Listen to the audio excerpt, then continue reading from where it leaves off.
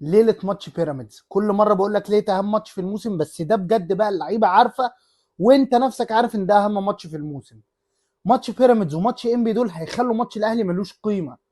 غلبت بيراميدز بقيت داخل ماتش انبي فارق 5 نقط عن بيراميدز و5 نقط على الاهلي، وهيلعبوا بعض، يعني في حد فيهم هيتعطل او الاثنين هيتعطلوا. الاثنين اتعادلوا بقى 7 و7 لو غلبت انبي. اقول لك حاجه، خلي الاهلي كسب وانت كسبت انبي بقيت فارق عن بيراميدز ب8 وعن الاهلي ب5. ماتش الاهلي مش هيبقى ليه قيمه. انما انت لو تعادلت مع بيراميدز انت بتقول للاهلي انزل ماتش بيراميدز يكسب ويكسب الزمالك، خدت الدوري. يعني الاهلي دلوقتي بره المنافسه خالص، او مش بره المنافسه، الاهلي جوه المنافسه بس الموضوع مش بايده. اتعادلت مع بيراميدز رجعت الاهلي، اتعادلت مع انبي رجعت الاهلي برضو، فدول ماتشين الدوري بيراميدز وانبي. ما تجيبليش سيره خالص ماتش الاهلي دلوقتي. ماتش الاهلي انت اللي هتخليه ليه قيمه لو اتعادلت في ماتش من الماتشين دول. ماتش بيراميدز ماتش مهم جدا، وماتش الدوري اكتر من انبي، لان هو ماتش صعب، ماتش ضد فرقه قويه، فرقه بالاسامي اقوى منك، وفكك من الغيابات دي خالص ما تبصلهاش. واقول لك حاجه، زلاكا والشيبي هيلعبوا، مش جده لسه قايل ان زلاكا والشيبي مش هيلعبوا؟ هتشوف هيلعبوا اساسيين، ده شغل تمويه مش اكتر. وحتى لو ما لعبوش بيراميدز عنده بدائل كتير كويسه. ماتش انبي ماتش التتويج بالدوري لو كسبت بيراميدز، لكن ماتش بيراميدز هو ماتش الدوري. خلوا ماتش انبي الماتش انبي، دلوقتي احنا في ماتش بيراميدز، ماتش 3 نقط، ماتش لازم تكسبه، ماتش حياه او موت، ماتش الدوري من وجهه نظري، بعيدا عن ماتش بيراميدز. طب نلعب ضد بيراميدز بتشكيل ايه؟ انت المدرب النهارده، وانا هديك 3 حلول لنص الملعب او 3 خطط لنص الملعب وانت اللي تختار. الدفاع والهجوم تقريبا متفقين، نص الملعب ده شاغل دماغ معتمد جمال وشاغل دماغي وشاغل دماغك. هديك 3 حلول نص الملعب وانت اللي اختار، انت النهارده المدرب وانا هقول رايي في الاخر خالص.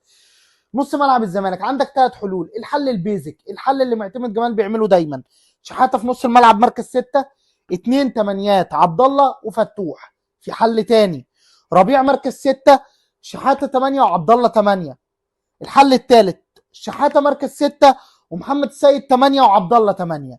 اول حل اللي هو فتوح وشحاته وعبد الله، كارثه. قسما بالله الزمالك لو لعب في نص ملعب بفتوح وعبد الله وشحاته، وكنت بكلم امبارح حد فهمان كوره قوي وعنده تشانل على اليوتيوب بيقول لي ده الطبيعي وده البيزك وده المتعودين بيه. يا جماعه عشان بيزك وطبيعي العب بيه؟ لا طبعا، ده كارثه. ليه كارثه؟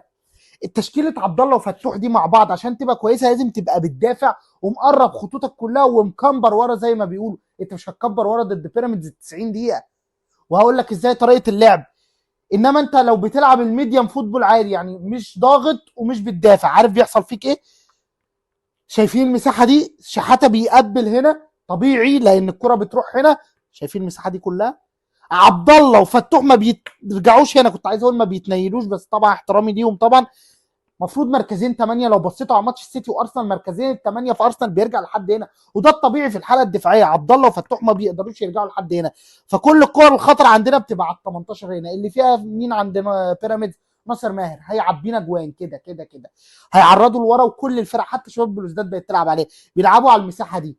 طب ما المساحه دي تتحل ازاي مش بعبد الله وفتوح؟ عبد الله وفتوح بدنيا ما بيقدروش يرجعوا لحد ال 18 عندنا. مين اللي يحلها؟ يا اما ربيع مركز 6 عشان لما يجي يميل هو على الوينج يميل، وشحاته اللي يرجع هنا. شحاته لما بيلعب 8 بيعرف يرجع في المساحه دي حلوه قوي وما بيكسلش دفاعيا، فشحاته هيملى لك المساحه دي، فمش هيبقى في خطر على ناصر ماهر او خطر من ناصر ماهر. يا اما شحاته هو المركز 6 ويميل، ومحمد سيد اللي يرجع هنا، تدي لمحمد سيد ادوار ان هو يرجع 6 لما محمد شحاته يسيب مكانه. محمد سيد صغير في السن وهيقدر يعملها. طب حد يجي يقول لي محمد سيد مش جاهز، محمد سيد صغير في السن، محمد سيد ما لعبش ماتشات كتير، غلطه كابتن معتمد. كابتن معتمد جمال للاسف اعتمد على عبد الله وفتوح بس، وادم كايد ربع ساعه. طب ادم كايد يلعب؟ ما ادم كايد ما بيرجعش برده الحته دي قوي. ما هو اللعيبه الكويره الحريفه ما بترجعش، انت محتاج واحد بوكس تو بوكس. عشان كده ياما قلت مركز 6 بوكس تو بوكس، واحد حريف. ما ينفعش 2 حريفه تمانيات، لازم واحد 8 بوكس تو بوكس زي شحاته او محمد السيد. وجهه نظرك ايه؟ انا وجهه نظري شحاته، محمد السيد، عبد الله السعيد، او احمد ربيع، محمد شحاته، عبد الله السعيد. لكن لو لعبت بالاثنين تمانيات الحريفه كوره الزمالك هيجي فيه جون. طب طريقه اللعب الزمالك يبتدي ازاي قدام بيراميدز؟ بصوا انا كنت بقول ننزل ضاغطين وبنهاجم، لا، ولا تنزل تدافع. التنازل بتلعب تحت الكوره بس مش تحت الكوره اللي هو مكمبر ورا، لا، نفس طريقه لعب. اقول لك حاجه، شفت شباب بلوزداد؟ انت كنتش بتدافع، انت واقف تحت الكوره، انزل واقف تحت الكوره بس خليك بصوا انت واقف عادي مقبل، هوريك اهو بالظبط، بس ما بتضغطش. دي نقطه مهمه جدا، ما ينفعش نبتدي نضغط على بيراميدز من الاول يا جماعه خالص. كده انت واقف قافل زوايا التمرير لا اكتر ولا اقل، لكن بتضغط ضغطك وحش جدا وهيطلعوا بالكوره، وده بان في ماتش الشباب بالذات، ما بتعرفش تضغط عشان ما نضحكش على بعض. وهتكمبر ورا بيراميدز هيعبيك. العب الميديم فوتبول مع بعض الكور تضغط فيها زي ناصر منسي لما غلط لعيب من بيراميدز في الشوط في الدور الاول، وهتقدر تصنع فرص لان بيراميدز بيفتح، وهتقدر تعمل عليه هجمات مرتده عادي جدا. خليه ماتش مفتوح، ماتش رايح جاي، هتقدر تعمل مع بيراميدز حاجه. في حاله انك ابتديت بعبد الله وفتوح وهم جابوا فيك الجون الاول، انت اتبهدلت، لان انت هتفتح خطوطك، يبقى في مساحات كتير قوي محدش هيقدر يرجع يدافع. عايز تدافع اول ربع ساعه؟ لا، اضغط اول ربع ساعه انا معاك فيها، ترعبهم بالجمهور، تضغط بالجمهور، وانك عايز تكسب الدوري ماشي، ربع ساعه بس ضغط، بعد كده ما تضغطش. وما ينفعش تقف ورا، العب الميديم فوتبول، اقفل زوايا التمرير، خليك تحت الكوره. لما تفتك الكوره وانت عندك لسه في عدي الدباغ وبزيره وناصر منسي، ما هم مش راجعين ورا قوي، ما احنا مش هنرجع ورا قوي، هتقدر تعمل عليهم هجمات خطره جدا. من وجهه نظر التشكيل نازل بنلعب بيه المهدي سليمان في الجون، فتوح باك شمال، واقول لك ليه، حسام عبد المجيد ومحمد اسماعيل ومحمد ابراهيم باك يمين، شحاته مركز 6، محمد السيد 8، وعبد الله السعيد 8، عدي الدباغ وينج شمال، الفينا وينج يمين، راس حربه ناصر منسي. في حاله انك لعبت بربيع وشحاته وعبد الله السعيد ما عنديش مشكله، عندي مشكله في فتوح وعبد الله وشحاته، وقلت لك ليه.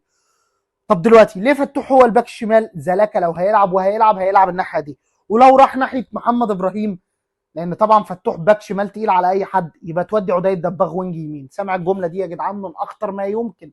زلاكا لو لعب وينج شمال خلي فتوح عليه، وخلي اخوان الفينا الوينج شمال او عدي وينج شمال، مش محتاج يرجع، او الرجوع المرن عادي جدا. انما في حاله ان زلاكا اترمى على محمد ابراهيم او اترمى على عمر جابر، لازم عدي الدباغ اللي يبقى وينج يمين، عشان بيرجع يدافع حلو قوي وبيبقى مؤثر دفاعيا، عشان نقفل على زلاكا ده خالص. وخدوا بالكم مركز 6 هيضطر يميل، فالمساحه دي هتفضل اللي قلت لك عليها لناصر ماهر، هيلعبوها لناصر ماهر وتجيب جون، يبقى الثمانيه الثاني يرجع مع ناصر ماهر. الله يستركم، قلتها 100 مره، وياما الزمالك بيجي منه جوان من الحته دي. لا هم هيلعبوا عليه، يميلوا الكوره على عمر جابر او محمد ابراهيم ناحيه زلاكا لو لعب حلو، زلاكا يقعد يحنكش ويلعبها في ظهر الدفاع او ال 18 هنا اللي بتبقى فاضيه عند الزمالك، عشان عبد الله فتوح ما بيرجعوش، يبقى محمد السيد يرجع، شحاته يرجع لو ربيع هو اللي 6. انا نصحت وانا قلت، وده لازم نلعب بيه. عدي الدباغ وينج يمين في حاله زلاكا راح على عمر جابر، عدي الدباغ وينج شمال في حاله ان زلاكا بيلعب ناحيه الشمال او ما بيلعبش خالص. عدي الدباغ واخوان الفينا يقعدوا يبدلوا من بعض، ده لازم السويتش ده، لان عدي الدباغ كشمال مش احسن حاجه، كيمين افضل. الفينا بيلعب في كل حته، والفينا لما بيبقى يمين بيقعدوا يضربوا فيه، والفينا على الشيبي لو الشيبي لعب هيجننوا، لان الشيبي دفاعيا وحش جدا، والشيبي بيسيب مساحات وراه، والفينا اخف بكتير من عدي الدباغ، ففي التحولات هيبقى مرعب قوي من الناحيه دي. ده طريقه اللعب ودي اللي لازم نلعب بيها. توقعي للماتش 2-0 للزمالك، هنجيب جون اول من كره ثابته في الشوط الاولاني، والشوط الثاني هنخطف واحده من هجمه مرتده. مين اللي ينزلوا الشوط الثاني؟ طبعا ادم كايد مكان عبد الله لو تعب عشان التحولات بتاعتنا. طبعا شيكو بنزا لو جاهز ينزل اخر ثلث ساعه يجري، في لو كسبانين يجري يرمح طبعا زي ما بيرمح. مفيش تغييرات تاني ممكن نعملها. لو محمد سيد على الدكه قدرت، يوسف الفرنسي لو دخل القايمه هيفيدنا جدا. طبعا لو عمر جابر بيلعب ننزل محمد ابراهيم. دي التغييرات على حسب ما اشوف الماتش وعلى حسب سير المباراه. تقدر تكسب، تقدر تعمل مباراه كبيره. اهم حاجه ما تدافعش، ما تكمبرش ورا، ولا تضغط ال 90 دقيقه. العب الميديم فوتبول عادي، الدايركت فوتبول عادي. شفت ماتش الدور الاول؟ العب زيه بالظبط. انت كنت بتلعب دايركت فوتبول ميديم فوتبول، بس كنت مكسور الجناح ليه؟ لان فتوح كان شباك، فتوح كان بيلعب وينج. كنت بتلعب بثلاثه في نص الملعب، عبد الله ومحمد السيد وشحاته وفتوح وينج، فكنت مكسور الجناح حرفيا. والشوط الثاني لما نزلت شيكو بنزا الملعب نوعا ما اتعدل وقدرت تجيب جول. امين عمر بنسبه كبيره هو حكم مباراه الزمالك وبيراميدز. بص، هيعمل فضيحه؟ ما يقدرش يعمل فضيحه، او لو عمل فضيحه مش هتبقى زي احمد سامي. هيظلمك، كلنا عارفين انه هيظلمك. هيحجم الماتش، كلنا عارفين انه هيحجم الماتش. الفريق البطل اللي عايز يكسب ما يبصش لكل ده. وزي ما قلتها على ماتش الاهلي وسيراميكا، انا ما بدلتش. زي ما قلتها ان انت يا عم ليك ضربه جزاء افترضنا، انت لو فريق قوي مش هتشحت ضربه جزاء، وده اللي بقوله لعيبه الزمالك. انزل اكسب، موت نفسك، هتكسب لو امين عمر عمل ايه. قسما بالله لو عمل ايه، ما مش الكره مش هتحطها جون ويقول لك هندس. هيموت الماتش ومش هيحسب لك فاولات وهيقعد يحسب فاولات لبيراميدز. يبقى ما نشدش، عشان كده قلت بنتاج ما يلعبش عشان بيشد هيحسب ضربه جزاء. حد هيقول لي طب ما هو ده مش ماتش كوره، انا هركز مع التحكيم واركز مع الماتش. ده قدرك وده نصيبك خلاص. اللي عايز دوري، اللي عايز بطولتين يتحدى المستحيل. انت اتحديت المستحيل واللعيبه اتحدت المستحيل وبتلعب وهي ما بتاخدش فلوس. مش هاجي على حته حكم. هكسب بامين عمر ان شاء الله. لو حسب لهم ضربه جزاء هتجيب انا جونين واكسب. لازم دي عقليه الزمالك، محدش هيوقفنا عن الفوز. الزمالك نازل يكسب، الزمالك نازل يكسر الدنيا.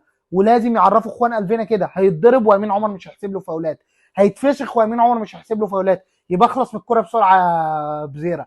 مع اول كورتين لقيت امين عمر ما بيحسبش، اخلص من الكوره بسرعه. بدل اماكن بزيره كتير، هتلاقيهم عدي الدباغ يضرب فيهم شويه. لكن هقعد كل كوره اعترض على الحكم، كل كوره البسها الحكم؟ لا. حتى بص لو عمل ايه، الزمالك قادر يكسب بامين عمر باي حكم في الدنيا. لو جبنا كابتن محمود الخطيب نفسه يحكم، الزمالك نزل يكسب ماتش الدوري، ماتش الموسم.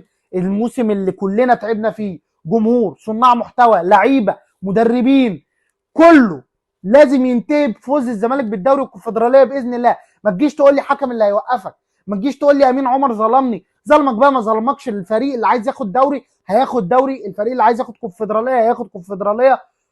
باي ظروف، باي ما يمكن. احنا تعبنا، كلنا تعبنا، لعيبه، مدربين، كله، والجمهور. الجمهور اللي جاي وراك. وبقول لك من دلوقتي، انت عارف ان في حد هيظلمك، تنزل تقعد تتلكك، تنزل تشد في اللعيبه، تنزل تديله كتف. ابعد عن كل التحامات. بلاش انذارات ملهاش لازمه، بلاش خبط من غير كوره بزيره. انت بتتعصب كتير، هيديك انذار في طرد عادي جدا عشان يوقفك عن ماتش الاهلي او عن ماتش انبي. بلاش مثلا واحده كده واحده كده، اي كره هيتلكك فيها في طرد. انا نصحتكم وقايل لكم من دلوقتي، ولاعيبه الزمالك لازم تبقى عارفه ده. الزمالك باذن الله بطل الدوري، بطل الكونفدراليه. دي التشكيله الامثل. خير خير والله. ماتشين يا جماعه، ماتشين وهنفرح كلنا. وانا بقول لكم الكونفدراليه باذن الله بتاعت الزمالك، اتحاد العاصمه بنسبه كبيره اتمنع من جمهوره في الجزائر، وهو اوحش من شباب بلوزداد. ده ال 12 على الدوري وشباب بلوزداد السادس. انت كسبت شباب بلوزداد، وانا اتفرجت على الاثنين وحشين قوي، سواء شباب بلوزداد سواء اولمبيك اسيا سواء اتحاد العاصمه. الزمالك قدر يكسب الكونفدراليه. اما الدوري ماتشين، بيراميدز انبي، اخد 6 نقط، مش هبص لحاجه ثانيه. هنحتفل وهنتبسط ان شاء الله. الزمالك في مباراه الاهلي هينزل كسبان الدوري، وهيبقى ماتش احتفال. في نهايه الحلقه اطمنوا، ان شاء الله الزمالك هيكسب. الزمالك فريق بطل، الزمالك فريق عظيم، بعيدا عن مين اللي هيحكم الماتش. سلام.